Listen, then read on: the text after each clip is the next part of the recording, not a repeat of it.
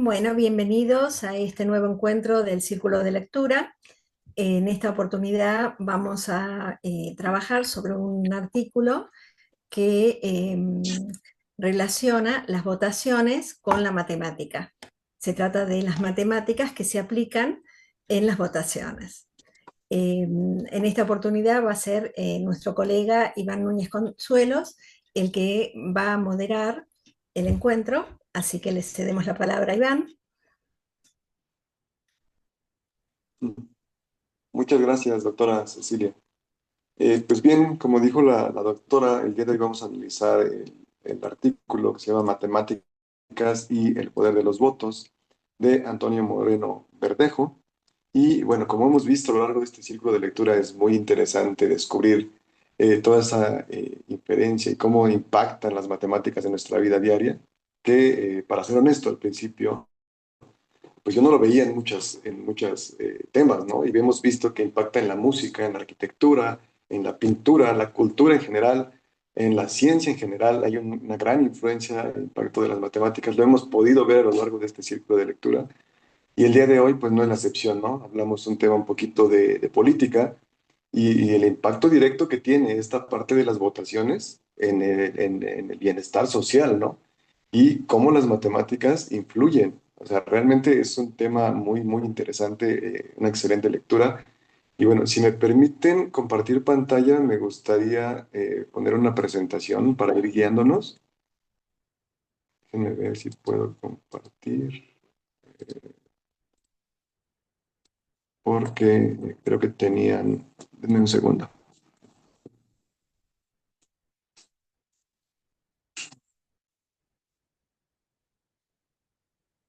Creo que no tenía permisos para compartir, ya los tengo, me pueden confirmar. Listo, ya está.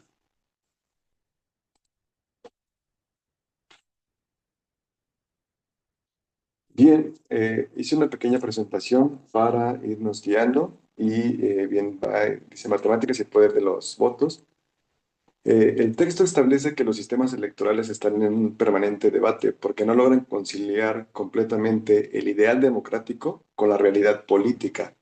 También señalan que el objetivo no es encontrar el sistema perfecto, sino el que mejor se adecua a las condiciones históricas del momento. Creo que desde aquí ya podríamos debatir porque esto de que el que mejor se adecua a las condiciones históricas del momento, ¿quién lo decide, no? Sería importante saber quién decide eso. Ya desde aquí se puede debatir un poco, pero bueno, ya lo tocaremos más adelante. Bien, ahora aquí mencioné esta diapositiva, la búsqueda de la representación perfecta. Y bueno, considerando que no existe una única fórmula para transformar votos en escaños, como lo vimos en el artículo, y que los resultados pueden cambiar drásticamente según el método elegido, como se observa al comparar el método de Hamilton y el método de Hunt, que tomando una estadística exactamente igual de votaciones producen resultados distintos. Entonces, considerando esto, les planteo la siguiente pregunta y me gustaría escuchar su opinión. ¿Consideran que la representación perfecta de la voluntad popular es un objetivo inalcanzable? O sea, no vamos a poder representar de verdad lo que la gente quiere en las votaciones. Eh, Escucho su opinión, por favor.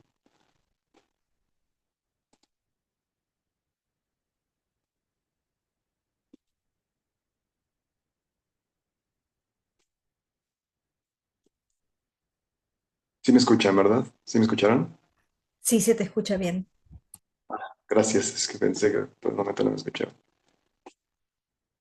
¿Alguien considera algo desde el punto de vista tal vez matemático? ¿Hay forma de que encontremos eso? ¿O simplemente, dependiendo del método, va a cambiar, ¿no?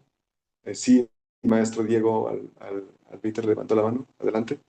Estudiante Diego. Ah, estudiante. Adelante, Diego. Sí, perdóname, es que No, como no se habemos preocupe. profesores, estudiantes y todo. Adelante, Diego. Bueno, considero que hasta cierto punto, bueno, en sí el concepto de perfección me parece que es algo que nunca se puede alcanzar en ningún tipo de ámbito porque la perfección es solo un constructo que tenemos nosotros de un concepto que no se puede llegar a ningún lado porque, bueno, para empezar, los seres humanos creo que somos imperfectos. Así que eso desde un cierto punto de vista ya es difícil, pero pensar en alcanzar una representación perfecta de la voluntad popular, porque ahora ya no es solo tratar con un solo ser humano, es tratar con varias personas. Y pues en sí las personas somos, creo que, difíciles. Entonces, creo que no es posible llegar a una representación perfecta de la voluntad popular. Ok, Gracias. excelente. Excelente, muchas gracias. A ver, la opinión de Emilio, por favor. Sí, yo realmente siento que no se puede conseguir. Al final de cuentas, se va a tratar de buscar un bien o para muchos o para pocos.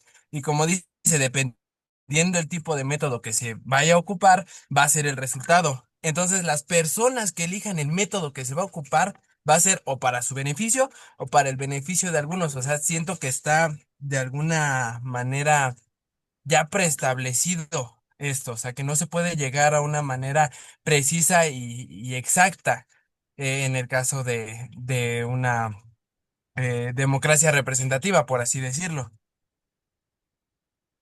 Sí, es correcto. O sea, y tiene mucho que ver quién elige el método, ¿no? O sea, esa parte creo que influye muchísimo y va un poco más allá del el método matemático que se elija, sino quién lo elige y en qué momento, ¿no? Adelante, por favor. Me parece que sigue Ashley. Hola, buenas tardes a todos.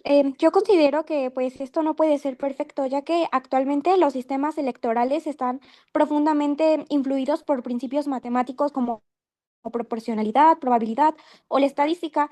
Entonces, pues esto hace como reflexionar sobre el diseño de un sistema de votación y cómo puede cambiar completamente los resultados, como ya lo mencionaron algunos de mis compañeros, pues dependiendo del sistema. También considero que pues esto demuestra que las matemáticas tienen un papel real y decisivo sobre la sociedad. Y pues en este sentido, siento que igual la lectura nos invita pues a valorar eso y tener como un pensamiento crítico, pues para entender como cada elección. Por ejemplo, en la lectura se hace mención de el método de D'Haendon, y pues bueno, a mi parecer, este método pues tiende a favorecer ligeramente a los partidos grandes, ya que sus divisiones iniciales pues siguen siendo altas. Por eso, aunque dos partidos tengan como una diferencia pequeña entre votos, el partido con más votos como puede conseguir más escaños. O también el método de Hamilton, que pues es como más proporcional, ¿no? Ya que primero calcula cuántos escaños enteros le corresponden a cada partido, pues según su porcentaje de votos. Luego los escaños restantes se reparten en los partidos con los mayores restos decimales. Y pues este sistema es como más justo para los partidos pequeños. Creo que este método, creo que en la lectura menciona que se ha usado en España. Sí, es correcto. Me parece que ya está en desuso el de Hamilton. Ahora que se usa es el de Hunt. Pero sí, efectivamente, creo que matemáticamente Hamilton es más justo, pero como decíamos, ¿no? Depende de todo un contexto, ¿no? De todo lo que sucede socialmente, la elección del método. Es lo complejo, pero bueno, yo creo que matemáticamente sí podríamos hacer algo exacto, pero cambia por las circunstancias, ¿no? Adelante, por favor, Montserrat. Claro, muchísimas gracias. Bueno, empezando desde esta parte de la perspectiva de las matemáticas, a mí me parece muy llamativo justo lo que mencionaba nuestra compañera Ashley, de cómo estos métodos, pues ya sea que benefician o perjudican a ciertos partidos, ¿no?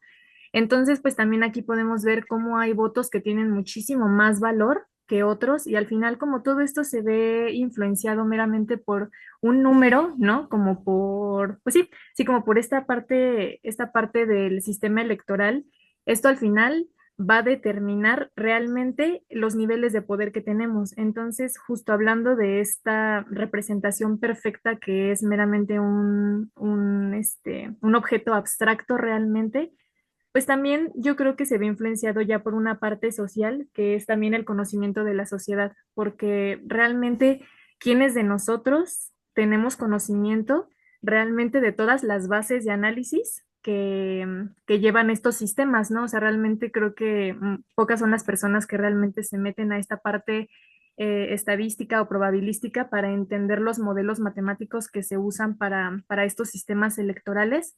Entonces, al final, pues lo que determina o no el poder, a pesar de que recae mucho en los ciudadanos, por ejemplo, uno de nuestros, del caso de México, ¿no? De cómo es nuestro sistema electoral, pues realmente es muy a ciegas. Entonces, pues también desde aquí me gustaría que tocáramos este punto también social, donde justo estas matemáticas se ven desvirtuadas y en beneficio de algunos grupos realmente. Entonces, aquí también obviamente entra en juego la equidad, la transparencia en una elección democrática, pero al final, pues ahorita estamos hablando de estos modelos matemáticos y lo que sí podemos decir es que si realmente se apegaran a un sistema justo, pues también no tendría que ser en función de un beneficio particular, ¿no? Pero pues claramente cada nación y cada estado, cada gobierno, pues requiere de una serie de características y es en base que pues nos presentan estos modelos.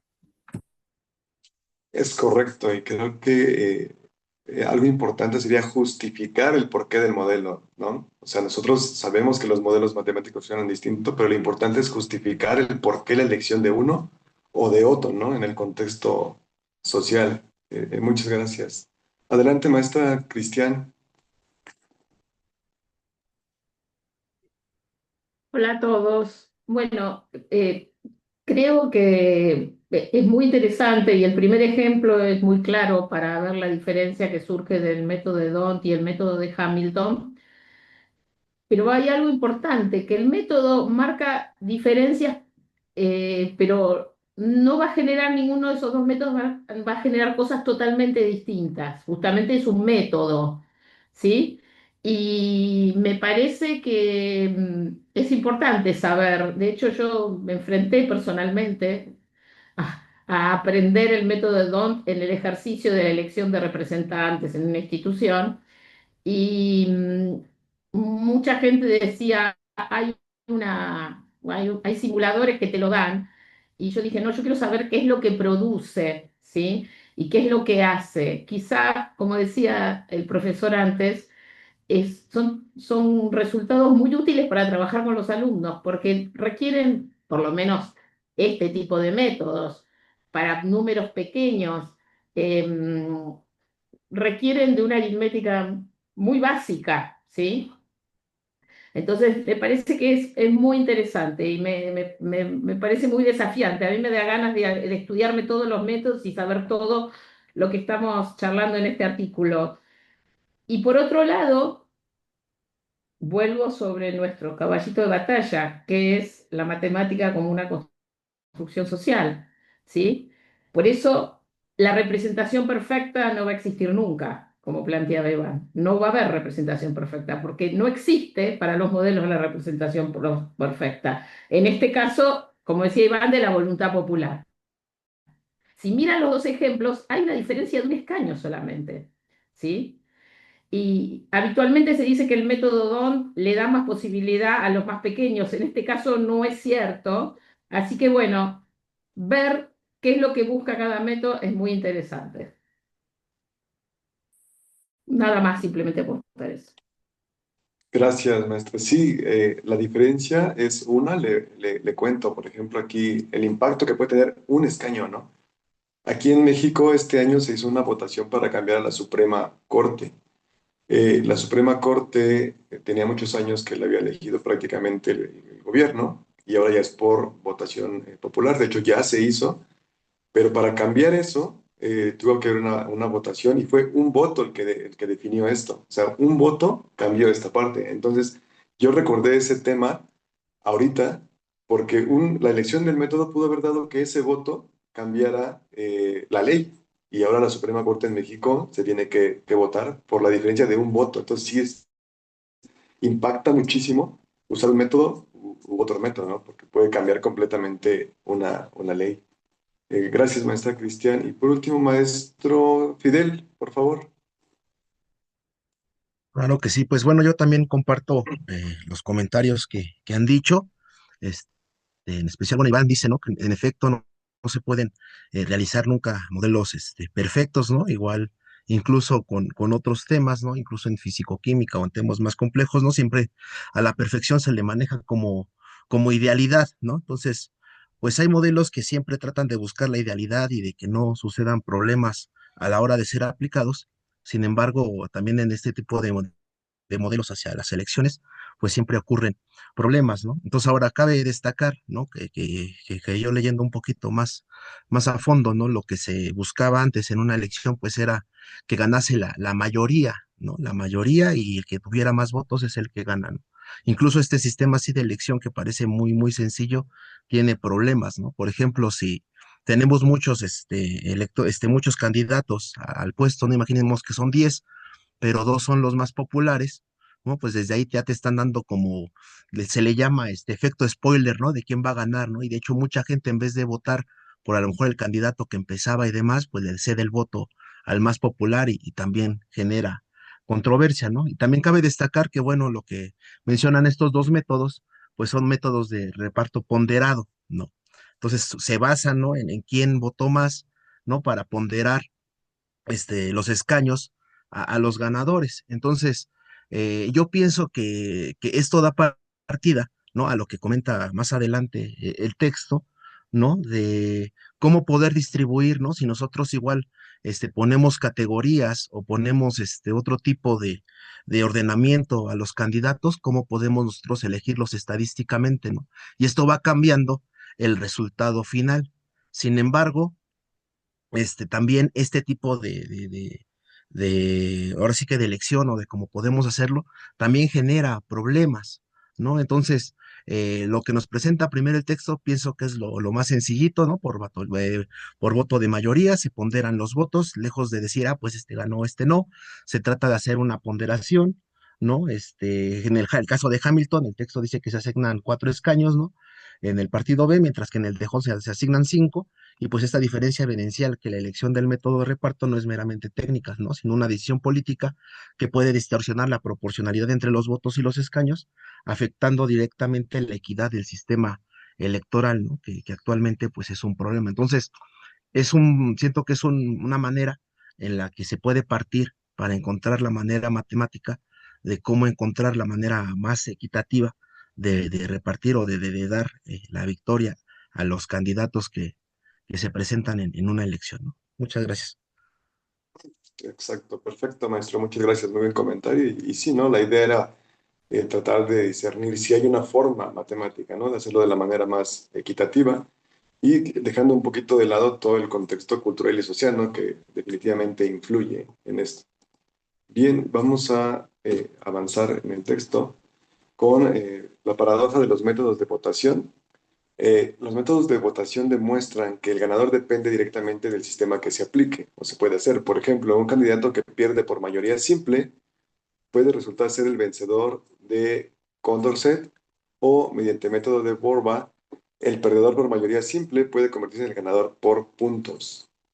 Que es parte de lo que hemos venido platicando, dependiendo del método podemos cambiar el resultado, ¿no? Entonces aquí la pregunta es, ¿debería el proceso democrático enfocarse menos en la exactitud matemática y más en la aceptación social del sistema, aunque éste beneficie inevitablemente a ciertos grupos? Aquí ahorita de las respuestas que me han dado es que matemáticamente no, que no podemos alcanzar la perfección y esto es exactamente la otra parte, ¿no?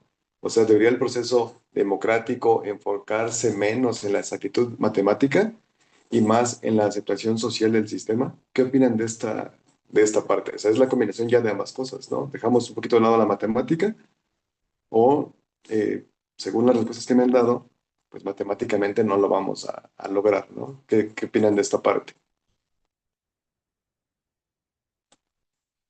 Emiliano, adelante, por favor. Sí, bueno, la palabra democracia viene bueno, hasta que me acuerdo es el gobierno del pueblo o que el pueblo mande. Entonces, todo lo social afecta, completamente todo. Aquí un ejemplo, por ejemplo, son las 40 horas laborales, las que están tratando de reformar. La situación, eso beneficia al pueblo, claramente, pero no lo han implementado. O bueno, se supone que ya se pasó la reforma, pero cachito por cachito. Entonces, ¿a quién está beneficiando? ¿Al pueblo o o a las empresas? Sí, entonces yo siento que sí debería de ser más social esto, de que se aplique completamente la voluntad del bien de una mayoría, no nada más del de pocos o, o que sea más equitativo, que no sea no sea eh, como una pirámide, que sea lineal este tipo de votaciones o este tipo de situaciones. Hay un para quien le llegue a interesar, un intento de partido político que se llama Migala, que está ahorita en toda la República Mexicana y precisamente trata de implementar este tipo de método donde se participe más socialmente que, que de ciertas maneras. Entonces, por si a alguno le llega a interesar, puede ver su canal de YouTube o meterse también a su Telegram, así lo buscan como Migala o El Hobbit, cualquiera de los dos, y les aparece precisamente todo este desarrollo que tiene ante esta idea. Excelente, Emiliano, muchas gracias. Pues bueno, ahí está una buena aportación de Emiliano. Vamos a ver qué opinan los demás. Doctor Carlos Oropesa, por favor. Sí, muchas gracias, Iván, muchas gracias. Adelante, Bueno, doctor. la pregunta tiene que ver con la parte, bueno, yo la he dividido retomando los comentarios anteriores con respecto a la parte de exactitud, esa categoría yo se la coloqué en cuanto a los procesos de los algoritmos y métodos matemáticos y versus le puse lo social. Ya amablemente Cristian y Cecilia nos han enmarcado o nos han dado cuenta de que la relevancia social, ese carácter, pues es sumamente enriquecedor y sumamente, y tiene muchas aristas por atender y bueno, se vuelve casi infinito. Lo que yo puedo expresar en este comentario es que, bueno, si bien es cierto, la matemática nos puede ayudar para ampliar nuestra visión en la toma de decisiones, en el análisis de casi cualquier proceso, ya sea técnico o de humanístico, pues lo que estamos haciendo es reflexionar precisamente alrededor de estos entornos.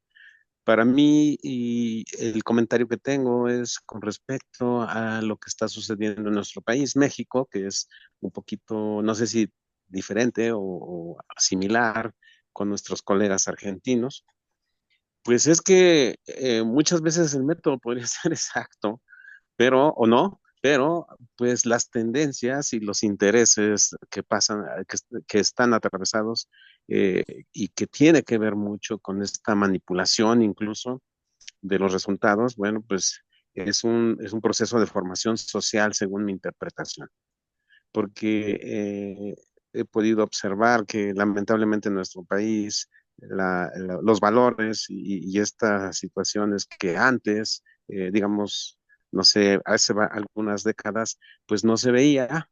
Hoy les digo, o lo comento con algunos colegas, cualquiera mata a cualquiera, ¿no? Entonces está por delante la cuestión económica, los intereses y demás. Sin embargo, en el caso que nos compete a nosotros como profesores en una institución, ¿sí? Pues yo parto de un principio de la educación, de educar al pueblo, ¿no?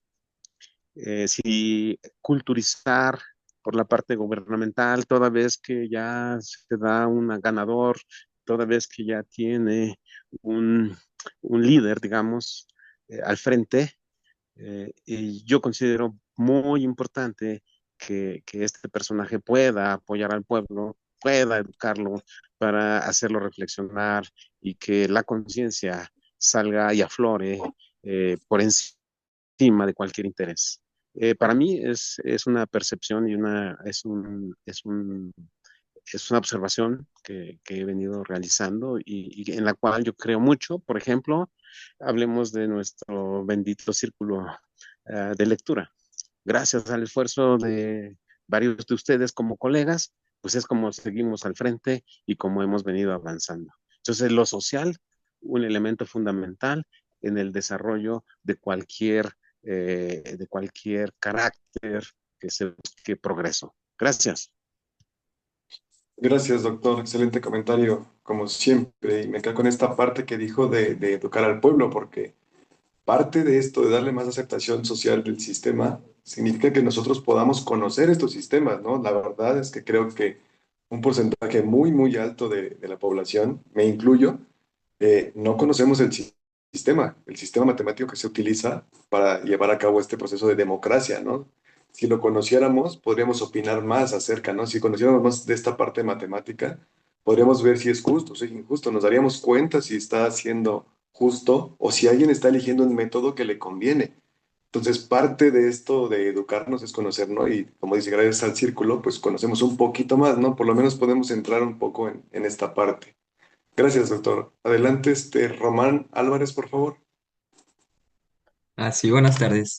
Bueno, en mi opinión, yo creo que el proceso democrático no debería centrarse, bueno, no, sí debería centrarse más en la aceptación social, porque pues yo creo que un sistema puede ser matemáticamente justo, pero pues si la mayoría no lo percibe como legítimo, yo creo que no funciona, este, porque bueno, siento que la democracia no solo se trata de contar votos correctamente, sino de que pues las personas sientan que su voz realmente importa. Y ya, eso sería todo. Gracias. Sí, sí, es correcto, buen comentario también, ¿no? Bueno, y a mí me gustaría aportar ahí que yo creo que si se aplica el método completamente matemático, a mí es lo que me parece más justo, en mi opinión. O sea, entiendo toda la demás parte, pero me parece que lo justo sería con un método exactamente matemático, ¿no? Para sacarlo. Doctor Jesús Fidel, por favor. Claro que sí. Mira, esta pregunta me recordó un poquito a nuestros sistemas, al hablar de exactitud, me recordó mucho a nuestros sistemas de medida, ¿sale? Estamos en pleno siglo XXI y todavía el mundo al 100% no utilizamos el sistema métrico internacional, ¿no? Que está fundamentado ya incluso a nivel atómico, ¿no? Entonces, esto me hace pensar que la matemática, ¿no? La exactitud siempre va a ser una guía para nosotros, ¿no? Pero sin embargo, siempre cuando hay un sistema imperfecto, yo pienso que se toleran porque se alinean con la cultura política o con los principios que tiene una cierta sociedad, ¿no? Es como tal cual Estados Unidos, ¿no? Es una potencia y sin embargo todavía su sistema es tradicional, es el sistema inglés. Incluso este sistema está documentado que les ha llevado a perder millones de dólares en cuanto al diseño de naves espaciales, ¿no? Y que incluso tienen que primero recurren, o sea, lo diseñan en sistema inglés, lo transforman a sistema internacional y de sistema internacional otra vez al inglés, y el error se incrementa tanto que esos pequeños milímetros o micros que calcularon, pues llevan a un daño en las instalaciones de su diseño de sus aeronaves, ¿no? Entonces, yo pienso que siempre se debe de aceptar, o sea, la matemática, como bien dice el doctor Carlos, ¿no? Nosotros somos los profesores quien educa y guía al pueblo, ¿no?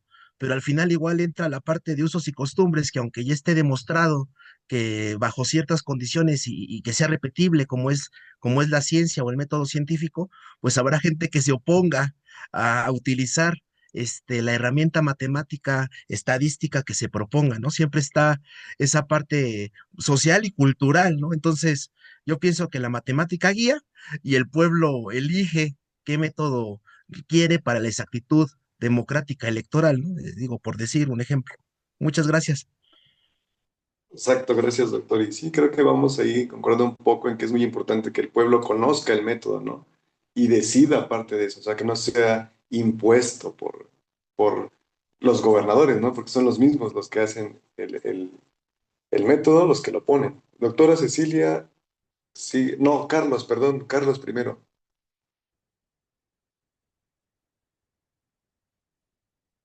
Hay un Carlos sin apellido, que tiene la mano levantada. Disculpen, era el ingeniero Oropesa. No se había Ah, tiene levantado dos. la mano en su otro dispositivo. Ya está. Ah, ok. Adelante, doctora Cecilia Crespo, por favor. Bien, gracias, Iván. Estoy de acuerdo con lo que fueron diciendo en relación a que es muy complejo realmente lograr sin la matemática ese reconocimiento democrático de todos, pero la matemática es fundamental en esto y también es fundamental, como decía recién Iván, el conocer los métodos, porque en realidad en general no conocemos los métodos que corresponden a la elección de nuestros legisladores y cuando se vota, nosotros votamos, pero nos suena el método porque alguna vez nos lo dijeron, pero pocas veces nos hemos metido a saber realmente qué significa ese método y cómo surgió y por qué. Quizá deberíamos, como parte de ese proceso democrático, conocer la filosofía de cada uno de los métodos y de esa manera poder llegar a elegirlos. Iván nos contaba de la diferencia de un voto y a mí me recordó algo que seguramente tanto Cristian como Mónica, que están conectadas, que son argentinas, se deben acordar de una votación del 2008 sobre una ley relacionada con el campo. Nosotros tenemos en el Senado, si hay paridad en la votación, el que desempata es el presidente. Hubo justamente paridad y el presidente, que es el vicepresidente de la Nación, dijo que tenía un voto no positivo. No quería decir que era negativo porque iba en contra de su gobierno y entonces votó en forma no positiva. Quedó muy marcado ese voto porque en realidad no se animó a decir lo que realmente pensaba. Sí, súper importante. Y las implicaciones políticas, me imagino, ¿no? No sé cómo está el contexto ahorita en Argentina. Ese rato el doctor Oropesa nos preguntaba, o preguntaba si era similar. Creo que también tienen una democracia, o aparentamos tener una democracia, ¿no? Porque, bueno, aquí en México durante muchos años aparentábamos tener una democracia, pero bueno, sí es un sistema, digamos, similar, creo, ¿no? Y Es por último, similar. por favor, Es similar y es bastante complejo. exacto. Aunque ya me parece que ahorita el gobierno es de derecha y acá estamos de izquierda, ¿es correcto, doctora? En este momento sí. Ok, pues bueno, ojalá que nos vaya bien con las elecciones que hicimos. Y por último, creo que era Diego, bajó la mano. Sí, Sí, Diego, por favor.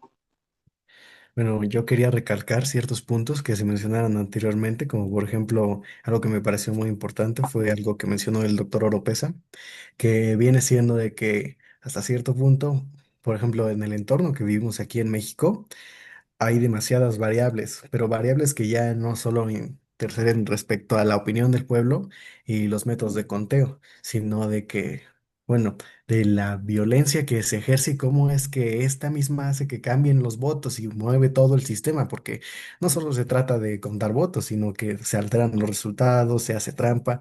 A mí, en lo personal, me tocó escuchar una historia de que de un conocido que su abuelo, que ya llevaba 10 años muerto, fue a votar.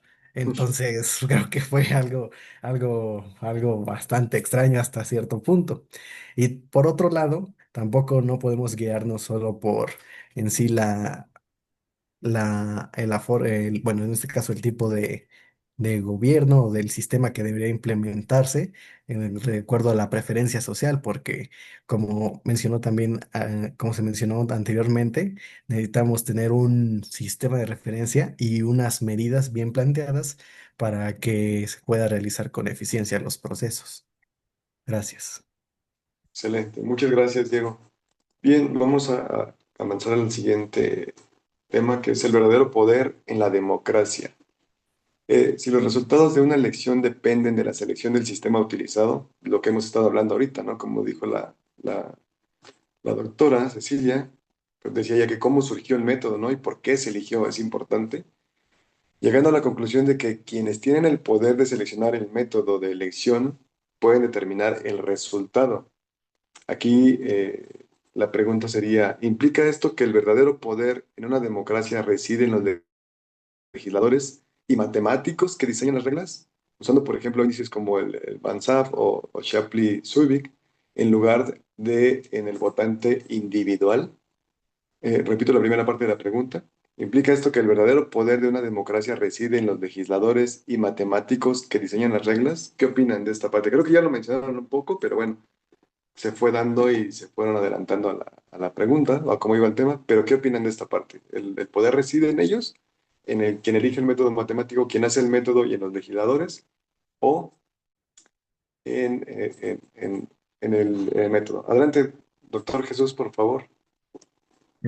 Voy a ver si puedo compartir unas diapositivas. Bueno, primero hablar de Arrow, ¿no? Que fue el premio Nobel que ganó, ahora sí que lo ganó el premio Nobel en Economía por Ok. decir como una manera de hacer la democracia. Entonces, no sé si podría compartir tantito eso Sí, y hablar dejo incluso de lo que compartir, dice doctor. Churchill. Ujú. Adelante. Bueno, yo lo que encontré y me tomé la molestia, a ver, déjenme ponerla aquí, proyectarla. Creo que la pongo en pantalla.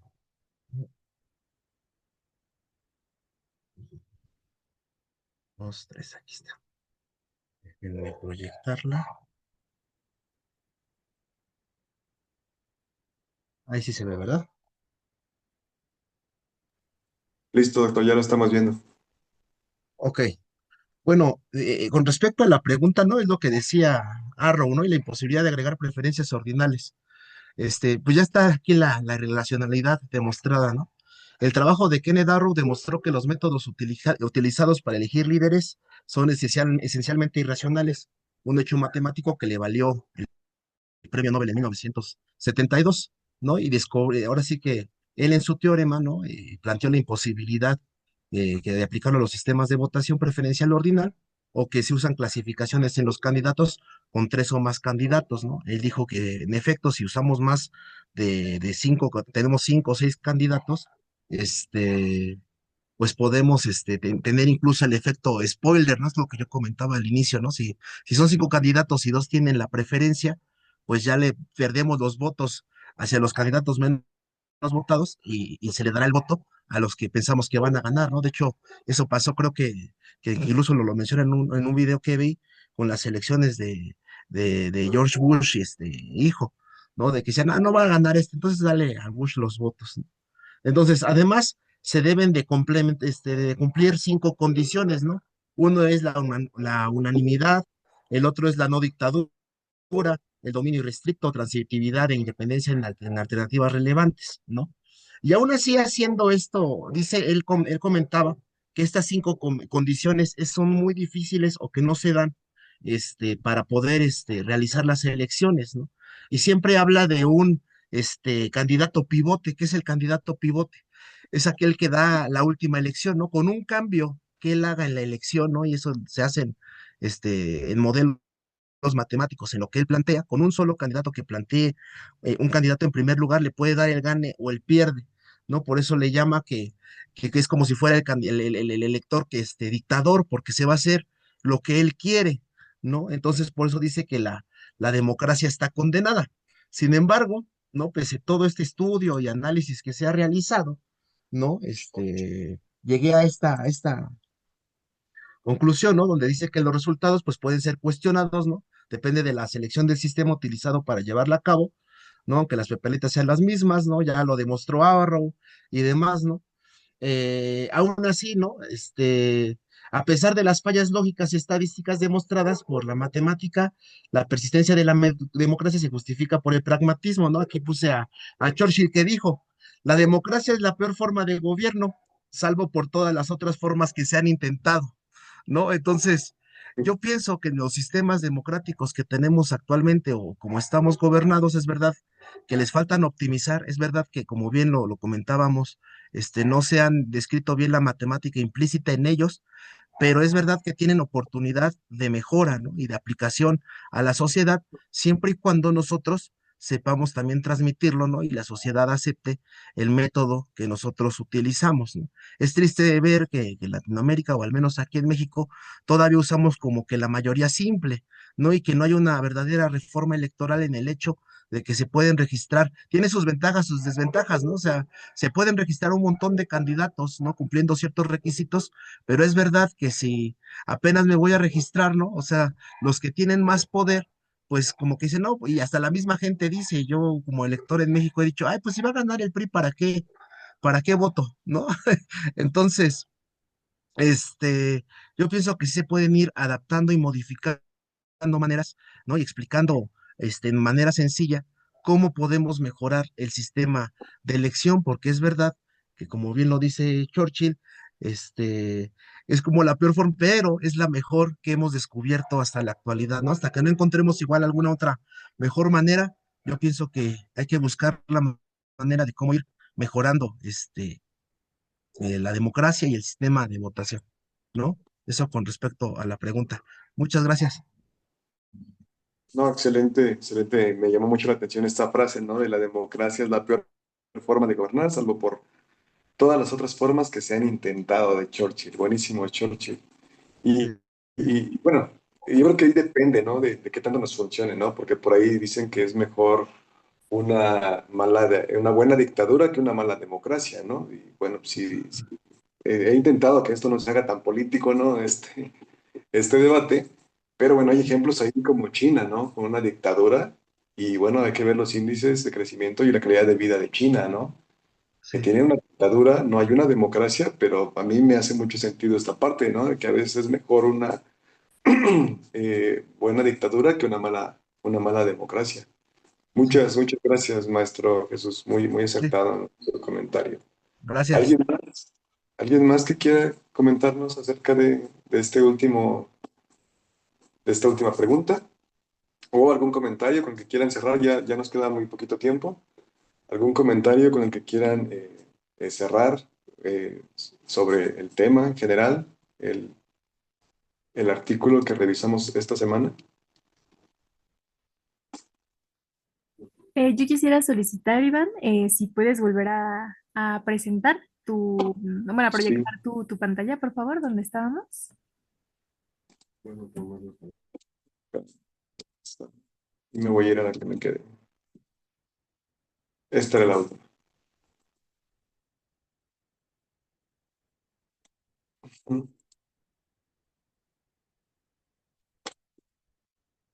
Sí, ahí, ¿verdad? ¿Quién? Sí, sí, ahí está perfecto. Ah, Sí. Y en un momento más, el profesor Oropesa va a tomar la participación, solo ok. está Sí, sí, arreglando. gracias. Perfecto. Sí, en lo que, bueno, el doctor logra eh, hacer la comunicación, pues, bueno, que podemos ver una vez más la importancia y la gran influencia de las matemáticas en nuestra vida, ¿no? O sea, eh, cada vez, en cada lectura que hemos hecho en el círculo, podemos ver la gran importancia que muchas veces no la vemos y que está en todas partes. En esta se demuestra una vez más que tanto dependemos de las matemáticas, ¿no? Adelante, doctor Carlos, por favor.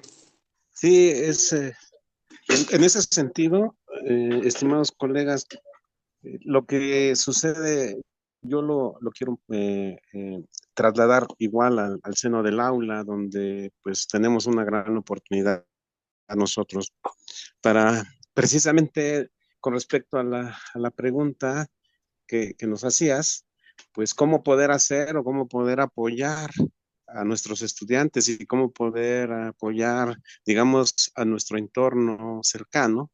Dicen que debemos iniciar por nuestra casa, es decir, nuestra familia, nuestros estudiantes, los más próximos a nosotros, pues es a través de la información, le he llamado de calidad, con documentos que sustenten precisamente una información que se acerque a esta parte, a esta parte más, digamos, más próxima, es decir, que no desvíe la información. Cuando sistemáticamente me gusta platicar con mis colegas que trabajan por acá con su servidor y les pregunto el porqué de alguna información y casi siempre me dicen, es que yo supongo, o sea, ¿cómo supones, no? O tratan de categorizar que una situación no es posible.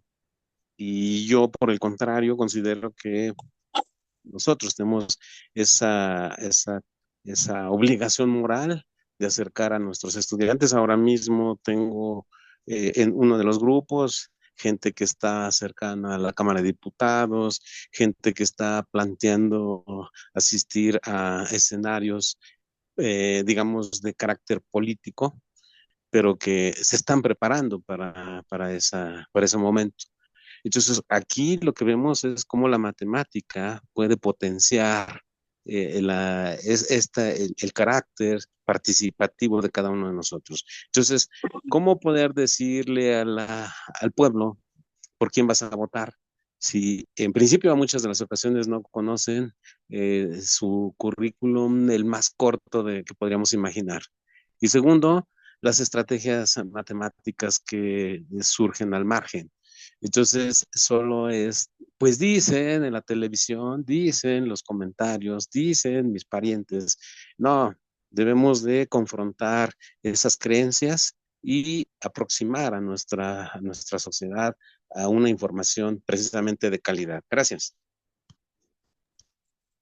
Muchas gracias, doctor Pese. Y bueno, creo que el comentario del doctor nos deja ahí para reflexionar un poquito el papel que tenemos nosotros como profesores, como estudiantes de universidad y qué es lo que podemos aportar nosotros, ¿no? Desde la parte que nos toca jugar, qué podemos aportar en beneficio de la sociedad. Y bueno, creo que ya nos queda muy poco tiempo y con esta última participación del doctor podemos cerrar el día de hoy y nuestro artículo, las matemáticas y el poder de los votos.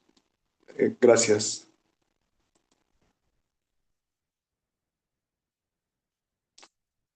Perdónenme, tenemos una participación más. Adelante, Montserrat. Quedan todavía 2 minutos, creo que podemos hacerla. Ya, muchísimas gracias. Sí, es justamente para dar el cierre a esta sesión del día de hoy, si me lo permiten. Por favor. Me gustaría pues retomar los puntos más importantes que, bueno, realmente todo fue muy, muy importante. Les agradezco muchísimo su compromiso, el hecho de que verdaderamente se informaron sobre el tema, que se tomaron el tiempo para realmente entender todo lo expuesto aquí. A Jesús Fidel, que el día de hoy se encuentra con nosotros, que pues aparte de ser especialista en el área, también realmente pues, como habíamos dicho, ¿no? Tal vez no queríamos que todo esto se tornara político, sin embargo, creo que es inevitable ya que pues las matemáticas como una ciencia tan hermosa, tan pura, tan exacta, pues también ha sido, ¿no? La precursora de muchísimos de los usos nefastos que hay hoy en día, entonces creo que es inevitable el caer en temas políticos, pero también obviamente darle relevancia a toda esta parte que nos rodean completamente, forman parte de todos y cada uno de los elementos que nos hacen vivir aquí, que nos hacen convivir y muchos de nosotros que pues hemos compartido asignaturas, disciplinas, que tenemos esta parte en común que es el estudio de la asignatura de matemáticas, pues creo que al final lo trasladamos a una parte muy importante y que qué bueno que lo estamos tocando, que es esta parte de los sistemas electorales, que definitivamente debemos retomar, debemos seguir fomentando en los más chicos también, porque nosotros, claro, ya tenemos unas ideas preconcebidas, pero creo que esto justo nos da pie a concluir lo importante que es que se incluya dentro de la formación, que esta parte de las matemáticas no permanezca meramente en el aula y en situaciones tan teóricas y básicas, sino que las traslademos realmente a circunstancias muchísimo más importantes como lo son la parte financiera, la parte política, esta parte sociopolítica, legislativa, ya que nos damos cuenta que si tal vez muchos de nosotros, o bueno, no sé, al menos hablo por mí, si no hubiéramos leído este texto, tal vez no nos hubiera abierto los ojos en el uso de esta disciplina.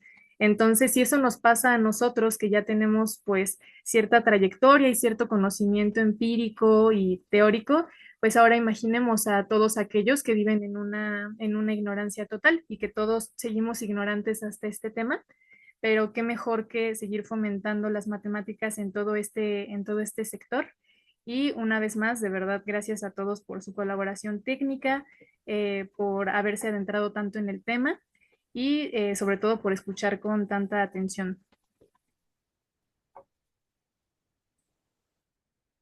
Muchas gracias, Montserrat. Y pues con esto podemos finalizar. Y, Emiliano, sí, adelante. Ah, sí, nada más, rápido. Si a sus alumnos les quieren, para que no lean el documento o un elemento complementar, pueden buscar en el canal de Veritasium en español el video que se llama ¿Por qué la democracia es matemáticamente imposible?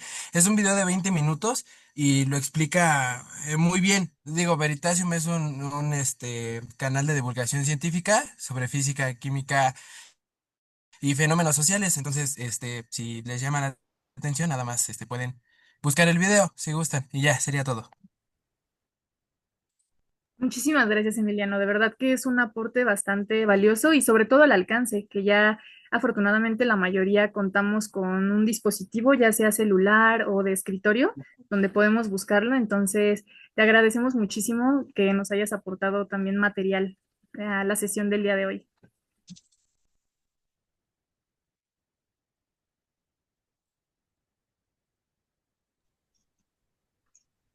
Y pues sin más, una vez más les agradezco a todos. Fue un gusto estar con ustedes el día de hoy y paso a darle finalización a la grabación. Gracias, nos vemos. Gracias.